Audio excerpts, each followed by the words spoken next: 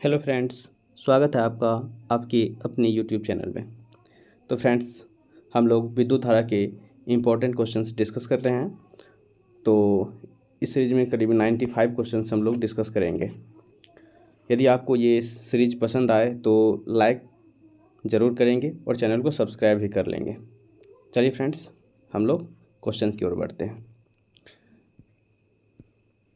देखिए, पहला क्वेश्चंस, जब कांच की छड़ को रेशम से रगड़ा जाता है तो छड़ क्या होगा ये बताना है आपको। ठीक है, ऋणावेशित होगा या धनावेशित होगा या उदासीन रहती है या पहले ऋणावेशित फिर जो है धनावेशित। तो इसका जो आंसर हो जाएगा धनावेशित हो जाएगा। देखिए, क्योंकि जैसे ही हम दो ऑब्जेक्ट्स को रगड़ेंगे तो एक से दूसरी वस्तु पे क्या होगा, चार्ज ट्रांसफ़र होगा। ठीक है, तो जिससे चार्ज ट्रांसफ़र होगा उस पर आवेश क्या होगा, पॉजिटिव। ठीक है, तो धनावेशित हो जाएगा। नेक्स्ट क्वेश्चन है, किसी आवेशित चालक का संपूर्ण आवेश उसके डैश आंतरिक पृष्ठ पर होता है, बाहरी पृष्ठ पे होता है, कुछ आंतरिक पृष्ठ पर और कुछ बाहरी पृष्ठ पे होता है, या सभी सत्य है। देखिए, इसका जो आंसर हो जाएगा, आवेश जो होगा वो बाहरी पृष्ठ पे होगा। इसलिए जब भी क्या हो, यदि हम बारिश के दिनों में निकलते हैं कार से, तो यदि बिजली या ठंडर का प्रकोप हो या गिरे तो उस समय कांच के यानी कि वो कार के दरवाजे को बंद कर लेना चाहिए और अंदर में बैठ जाना चाहिए, क्योंकि जो भी आवेश होगा उसके बाहरी पृष्ठ पे होगा। ठीक है, तो नेक्स्ट बढ़ते हैं अगले क्वेश्चन की ओर। देखिए,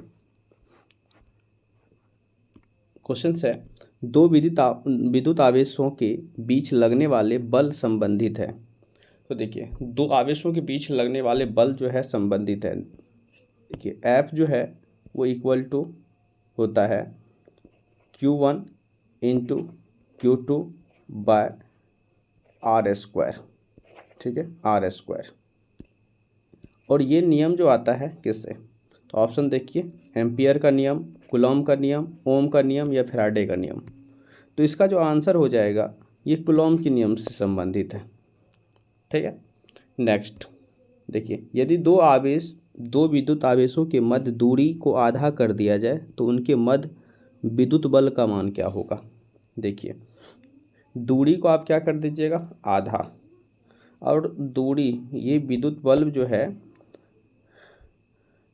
ध्यान दीजिए, Q1 और यहाँ पे Q2 बाय आर स्क्वायर होता है।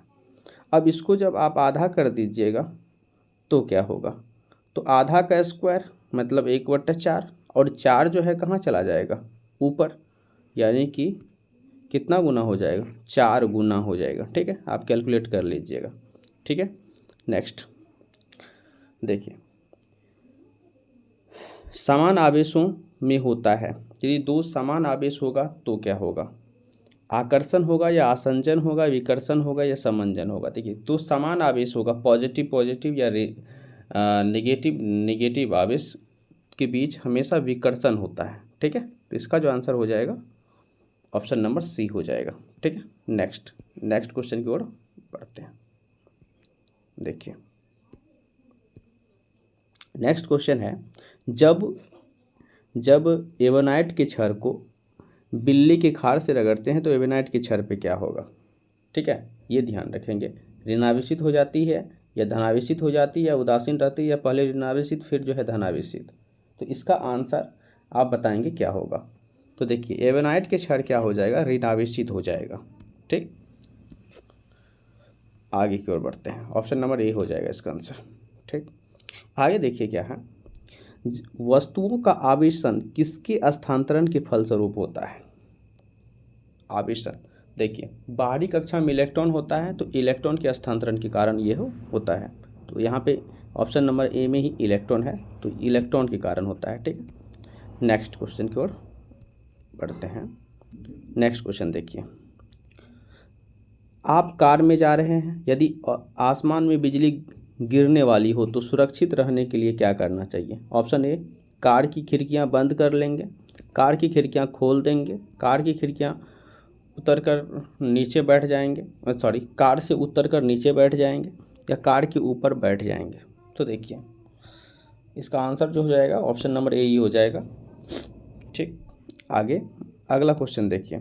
दो अस्थिर आवेशों के बीच लगने वाला बल उनकी मात्राओं के गुणनफल के अनुक्रमानुपाती, ठीक है, और बीच की दूरी के वर्ग के व्युत्क्रमानुपाती होता है।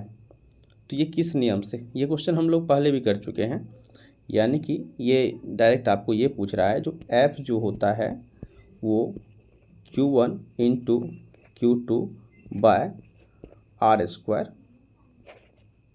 ये जो आर स्क्वायर होता है ये किस नियम से, तो ये कौन सा नियम है, कूलॉम का नियम है। ठीक है, इसका जो आंसर हो जाएगा कूलॉम के नियम से। ठीक है, नेक्स्ट क्वेश्चन है क्वेश्चन नंबर 10।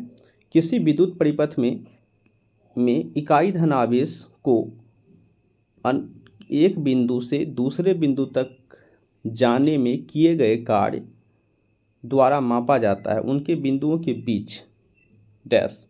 तो देखिए ये सीधा सा पूछ रहा है एकांक आवेश को किसी एक बिंदु से दूसरे बिंदु तक लाने में जितना वर्क करना पड़ता है उसको क्या कहते हैं, तो उसको कहते हैं विभवांतर। तो इसका जो आंसर हो जाएगा ऑप्शन नंबर बी हो जाएगा, विभवांतर हो जाएगा इसका आंसर। ठीक है, नेक्स्ट, धातुएं विद्युत की सुचालक होती है क्योंकि, अब देखिए धातुएं विद्युत की सुचालक क्यों होती है, क्योंकि उसमें मुक्त इलेक्ट्रॉन होते हैं। यदि इलेक्ट्रॉन मुक्त नहीं होंगे तो आवेश का प्रवाह नहीं होगा, और आवेश की प्रवाह को ही विद्युत धारा कहते हैं। ठीक है, तो सुचालक क्यों होती है, तो सीधा सा पूछ रहा है तो आप ऑप्शन लगाएंगे उनमें मुक्त इलेक्ट्रॉन होते हैं, तो ऑप्शन नंबर ए ही हो जाएगा। आगे देखिए, निम्नलिखित में कौन सर्वोत्तम विद्युत चालक है, तो आप सभी को पता होगा क्या हो जाएगा इसका आंसर, चांदी। चांदी जो है क्या है, सर्वोत्तम विद्युत के चालक है। ठीक, नेक्स्ट क्वेश्चन है, अतिचालक का लक्षण है उच्च पारगम्यता या निम्न पारगम्यता या शून्य पारगम्यता या अनंत पारगम्यता। तो देखिए इसका जो आंसर हो जाएगा उच्च पारगम्यता, इसका आंसर हो जाएगा ऑप्शन नंबर ए, आप लोग टिक कर लेंगे। निम्नलिखित में से कौन अर्धचालक नहीं है, तो अर्धचालक देखिए जर्मेनियम, सिलिकॉन, सेलेनियम या आर्सेनिक। तो आप सभी को दिख रहा होगा ये आर्सेनिक जो है अर्धचालक नहीं है। ठीक, तो नेक्स्ट क्वेश्चन देखते हैं हम लोग। ऐसे पदार्थ जिनमें सामान्य अवस्था में मुक्त इलेक्ट्रॉन नहीं होते हैं लेकिन विशेष परिस्थितियों में उच्च ताप या अशुद्धि मिलाने पर मुक्त इलेक्ट्रॉन प्राप्त किए जा सकते हैं, कहलाते हैं, उसको अर्धचालक कहते हैं। देखिए जैसे कि हम लोग चालक पदार्थ को जब हम गर्म करते हैं तो उसकी प्रतिरोधकता बढ़ती है, प्रतिरोध बढ़ जाता है। ठीक है, जबकि हम इसको गर्म करते हैं अर्धचालक को तो घट जाता है। ठीक है, तो मुक्त इलेक्ट्रॉन किस में होगा, गर्म करने के बाद तो अर्धचालक में उपस्थित हो सकता है। ठीक है, नेक्स्ट क्वेश्चन है, ताप बढ़ाने पर चालक पदार्थों का वैद्युत प्रतिरोध एवं वैद्युत चालकता पर क्या प्रभाव पड़ता है। देखिए यहाँ पे क्या पूछा है, ताप बढ़ाने पर चालक पदार्थों के वैद्युत प्रतिरोध और वैद्युत चालकता।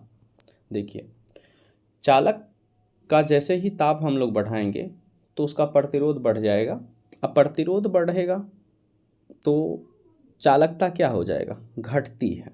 तो ऑप्शन नंबर ए आप पढ़िए, वैद्युत प्रतिरोध बढ़ता है जबकि वैद्युत चालकता घटती है, तो यही आंसर हो जाएगा इसका। ठीक है, ऑप्शन नंबर ए ही। ठीक, आगे यदि पढ़ेंगे तो आपको वैद्युत प्रतिरोध घटता नहीं, प्रतिरोध कभी नहीं घटेगा जबकि वैद्युत चालकता बढ़ती है, ये तो होगा ही नहीं।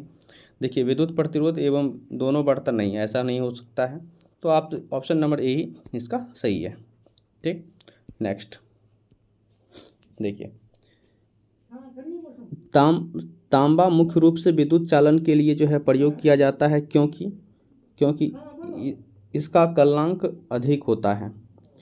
तांबा मुख्य रूप से विद्युत का चालन के लिए प्रयोग किया जाता है क्योंकि इसका गलनांक अधिक होता है, या सस्ता होता है, या विद्युत टिकाऊ होता है, या विद्युत प्रतिरोधकता निम्न होता है।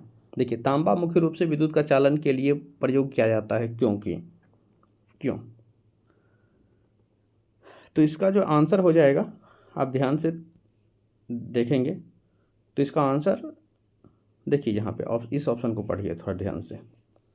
इसका विद्युत प्रतिरोधकता क्या होता है? निम्न होता है। ठीक है, ये गलनांक सबसे तो कोई मतलब ही नहीं है, या सस्ता होता है या बहुत टिकाऊ होता है, इससे कोई मतलब है ही नहीं। तो ऑप्शन नंबर डी हो जाएगा इसका आंसर। ठीक, नेक्स्ट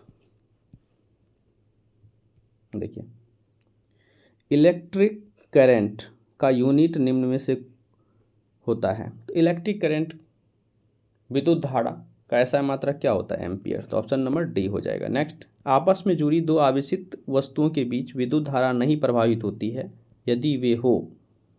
देखिए, धारा जब कब प्रभावित नहीं होगा? जब समान विभव होगा। तो ऑप्शन पढ़िए, समान आवेश पर, समान धारिता पर, समान प्रतिरोधकता पर, समान विभव पर। तो इसका जो आंसर हो जाएगा, समान विभव पर आवेश का प्रवाह नहीं होगा। ठीक, नेक्स्ट, प्रत्यावर्ती धारा को दिष्ट धारा में किसके द्वारा बदला जाता है? तो देखिए, प्रत्यावर्ती धारा को दिष्ट धारा में बदलने के लिए फिल्टर का या रेक्टिफायर का या मोटर का या ट्रांसफार्मर का। तो इसका आंसर हो जाएगा रेक्टिफायर का प्रयोग करते हैं, option number B. Next,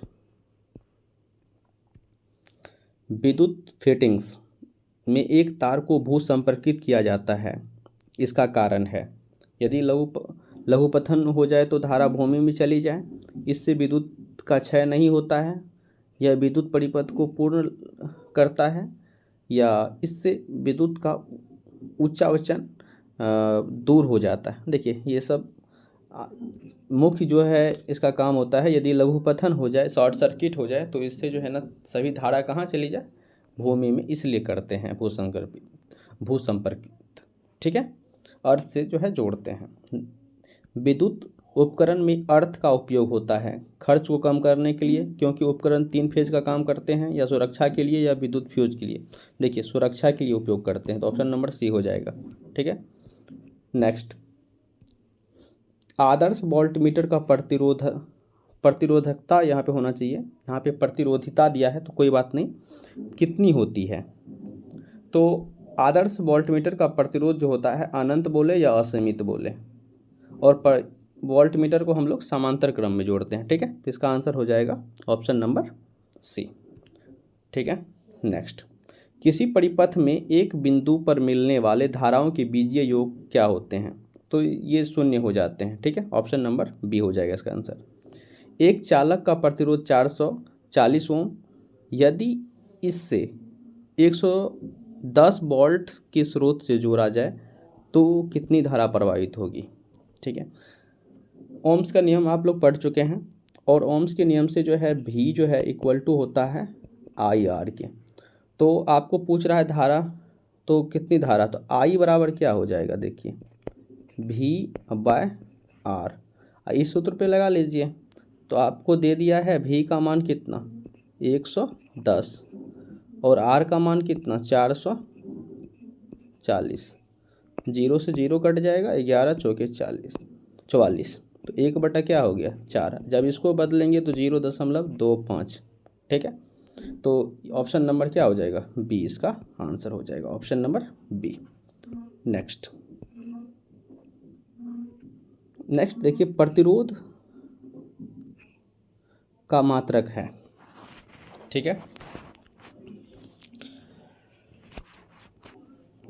ampere, coulomb, Henry या ओम। तो प्रतिरोध का मात्रक क्या है? ओम है। ठीक है, आंसर ऑप्शन नंबर डी हो जाएगा। ठीक, नेक्स्ट, घरों में लगे पंखे, बल्ब आदि लगे होते हैं। तो घर में जो हम लोग जो भी पंखा लगाते हैं, बल्ब लगाते हैं, सभी को किस क्रम में? श्रेणी क्रम में, या मिश्रित क्रम में, या समांतर क्रम में, या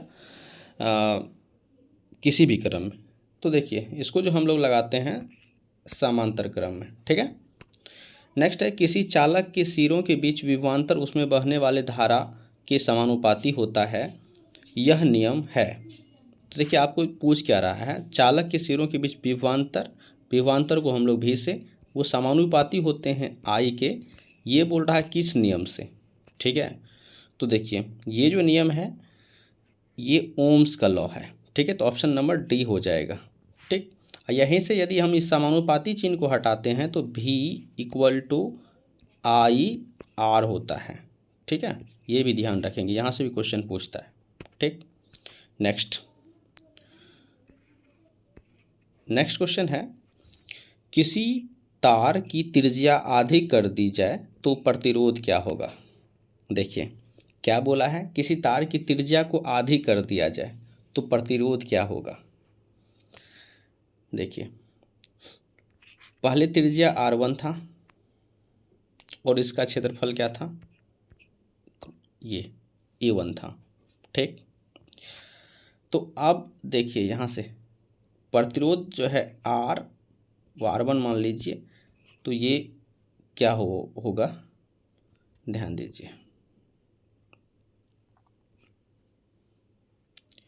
त्रिज्या को आप क्या किए हैं, R1 त्रिज्या पहले था तो उसका एरिया था A1। ठीक है, और लंबाई के बारे में यहाँ पे कुछ अभी नहीं दिया है, तो आप लंबाई भी मान ही लीजिए, जो उसका लंबाई L1 था, तो L1 बाय, अब देखिए यहाँ पे A1। ठीक है, ये हो गया R1 का वैल्यू, इसको आप लिख लीजिए, ध्यान से रखिएगा। अब देखिए हम नेक्स्ट आपको निकाल के देते हैं। देखिए अब हम क्या किए, त्रिज्या को आधी कर दिए, R1 जो हो गया वो R2 जो हो गया है वो R1 का आधा हो गया है। ठीक, ये हो गया है आपको। तो जैसे ही आप इसको आधा किए तो इसके क्षेत्रफल पे क्या फ़र्क पड़ा, तो क्षेत्रफल जो देखिए πr² होता है, तो क्षेत्रफल जो हो जाएगा इसका A2 जो होगा क्षेत्रफल, वो क्या होगा, पहले के क्षेत्रफल का जो है कितना हो जाएगा, 1/4 हो जाएगा, A1/4 हो जाएगा। ठीक, अब यहाँ से इसको यदि A2 मान लीजिए, और अब देखिए दोनों का आयतन उसी तार को बनाए हैं। ठीक है, उसी तार को, तो V1 पहले जो आयतन होगा वो V2 के आयतन के इक्वल होगा। और आप सभी जानते हैं यदि हम क्रॉस सेक्शनल एरिया को यदि हम लंबाई से मल्टीप्लाई कर देते हैं तो क्या निकल जाता है, उसका आयतन। तो यहाँ पे दोनों जगह यदि आप बैठाइएगा तो आप क्या किए हैं, त्रिज्या को आधा किए हैं। ठीक, तो यहाँ से देखिए भी पहले था आपको जो है ना A1, जब इसका लंबाई था L1। ठीक है, अब क्या कर दिए हैं आप निकाले हैं A2 और इसको जो है ना आप L2 से मल्टीप्लाई कर दीजिए, तो ये दोनों जो है आयतन आपस में क्या होगा, इक्वल होगा। तो देखिए A1 इंटू L1 को ध्यान रखिएगा, रहने दीजिए L1।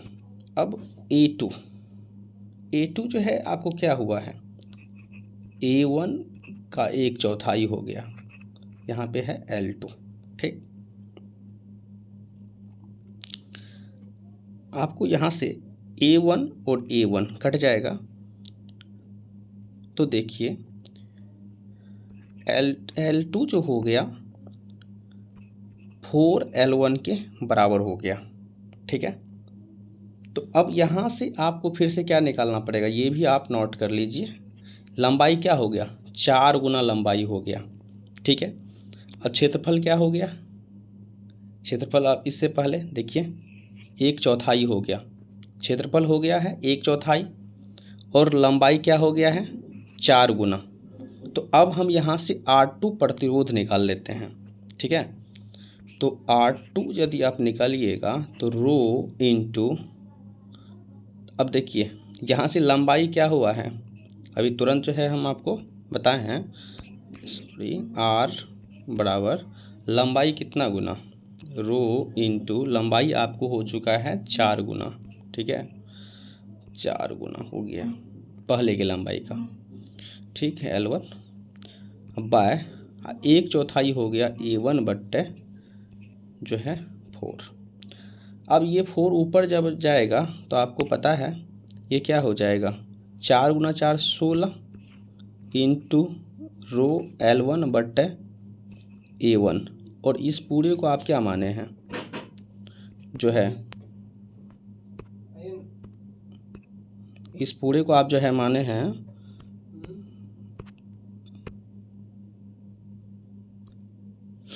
तो देखिए इसको जो है आप जब सॉल्व कर लेंगे तो आपको आ जाएगा, ये जो है ना 16 गुना हो जाएगा। ठीक है, नहीं समझ में आया होगा तो फिर से आप दोबारा देख लीजिएगा और कमेंट कर दीजिएगा, हम फिर से जो है ना इसको स्पेशल ही कर लेंगे, डिस्कस कर लेंगे।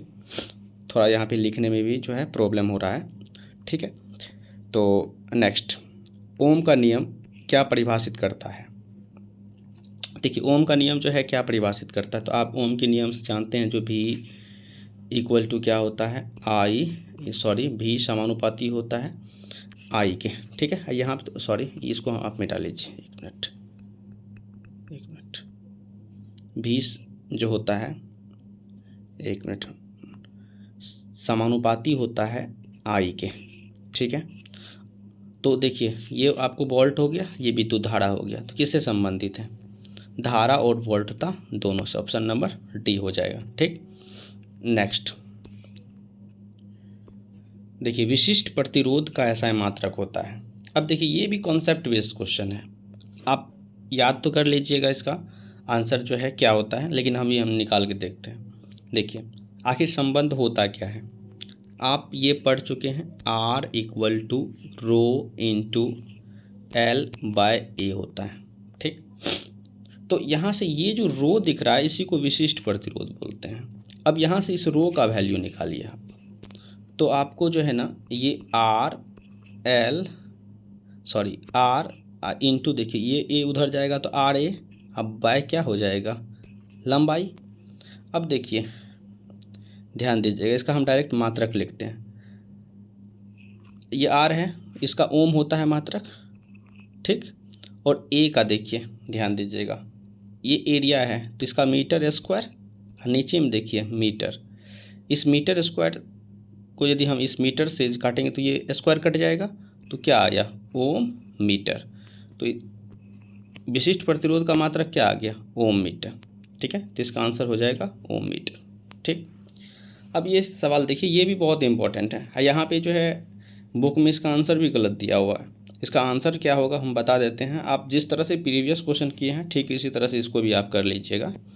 देखिए हम पढ़ते हैं, एक तार की लंबाई L मीटर है, तो तार खींचकर उसकी, देखिए तार को खींचकर उसकी लंबाई 2L यानी कि 2 गुनी कर दिया गया है, 2L मीटर कर दी जाती है। अब तार का प्रतिरोध हो जाएगा, क्या होगा, देखिए एक तार की लंबाई L मीटर है, तार को खींचकर उसकी लंबाई 2L मीटर कर दी जाती है। अब तार का प्रतिरोध हो जाएगा। अब तार को किए हैं क्या, पहले L मीटर का था, समझिए जैसे कि तार पहले ये था, मान लीजिए ये तार था L मीटर का था, अब तार को खींच करके आप क्या कर दिए, जो है ना थोड़ा सा पतला ही हो जाएगा, आप इतना जो है ना इसको बना दिए और लंबा बना दिए। ठीक, पहले आपके पास तार ये था। ठीक, अब इसकी लंबाई कर दिए हैं 2L। अब लंबाई 2L की है तो इसके जो है ना ये क्षेत्रफल जो होता है ना क्रॉस सेक्शनल एरिया, इस पे जो है ना क्या हो जाएगा, ये कम हो जाएगा। ठीक है, जैसे ही कम होगा तो ये लगभग आधा हो जाएगा। ठीक, अब देखिए लंबाई आप 2 गुना कर दिया, अब इस सूत्र पे बैठा लीजिए। पहले देखिए ये R क्या तो होगा, L × ρ/L/A पहले होगा। अब ये R' यहाँ से जो है ना आप R' निकाल लीजिए, तो R' जब निकालिएगा तो आप लंबाई आपका 2L हो गया है,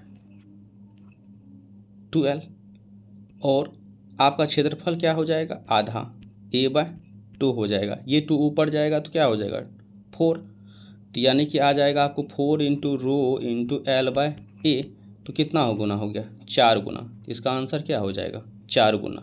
ठीक है, तो पहले का 4 गुना ही इसका क्या होगा, आंसर होगा। ठीक, नेक्स्ट देखिए लास्ट क्वेश्चन है, एक सामान्य शुष्क सेल में विद्युत अपघट्य हो जाता है, अपघट्य होता है। जिंक, पहले आप इसको ही देखिए, विद्युत अपघट्य क्या होता है। देखिए, वैसा पदार्थ जिसका जलीय विलयन विद्युत धारा प्रवाहित करता है, जिससे होकर के विद्युत धारा या मुक्त इलेक्ट्रॉन हो। देखिए, ऐसे भी बोल सकते हैं आप, वैसा जलीय विलयन जिसमें मुक्त इलेक्ट्रॉन हो, विद्युत अपघट्य कहलाता है। ठीक है, तो इसका आंसर देखिए, जिंक, गंधक अम्ल, अमोनियम क्लोराइड या मैंगनीज ऑक्साइड। तो इसका जो आंसर हो जाएगा, ये हो जाएगा अमोनियम क्लोराइड। ठीक है, तो इस क्वेश्चन में, इस वीडियो में हम लोग करीब कितना क्वेश्चन किए हैं, 33 क्वेश्चंस किए हैं, और इसका दूसरा पार्ट और तीसरा पार्ट्स भी आएगा। ठीक है, तो आपको यदि ये पसंद आया है तो लाइक ज़रूर कर लेंगे और सब्सक्राइब भी कर देंगे। करीब हम लोग 100 क्वेश्चंस करेंगे। ठीक है, थैंक यू फॉर वॉचिंग।